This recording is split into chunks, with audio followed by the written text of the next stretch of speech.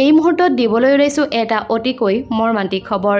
নিশা প্ৰায় 9 মান বজাত লখিমপুৰৰ বাইপাছত সংঘটিত হয় এক ভয়ংকৰ পথ দুৰ্ঘটনা।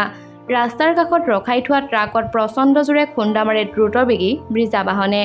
দুৰ্ঘটনাটোৰ ফলত প্ৰাণ হেৰুৱালে এগৰাকী যুৱতীসহ এজন যুৱকে। ৰাইজে জানিবলৈ দিয়া অনুসৰি স্পীডত আহিছিল ব্ৰিজা বাহনখন। দুৰ্ঘটনাটোত নিহত যুৱতীগৰাকীৰ নাম হৈছে চুমি বসুমতাৰী আৰু যুৱকজনৰ নাম হৈছে 18 বছৰীয়া যতীন বৰাং। জানিব পৰা মতে গাড়ীখন চিয়াজুলিৰ ষ্টেচন তিনিআলিৰ নিবাসী ৰাজু ঠাকুৰৰ।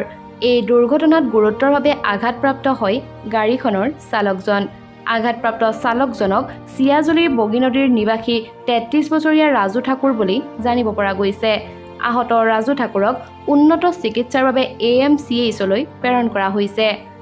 দুৰ্ঘটনাটোৰ পিছতেই নিশাই আৰক্ষী ঘটনাস্থলীত উপস্থিত হৈ নিহত যুৱক আৰু যুৱতীগৰাকীৰ মৃতদেহ মৰণোত্তৰ পৰীক্ষাৰ ব্যৱস্থা কৰাৰ লগতে দুৰ্ঘটনাগ্ৰস্ত বাহনখনো উদ্ধাৰ কৰে আৰক্ষীয়ে।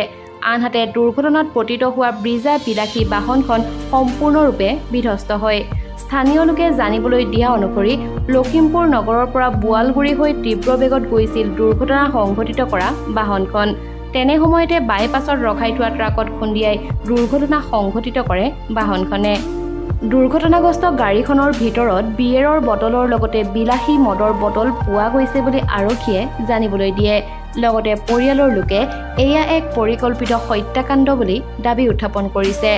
আৰক্ষীৰ তদন্তৰ পাছতহে প্ৰকৃত ৰহস্য পোহৰলৈ আহিব।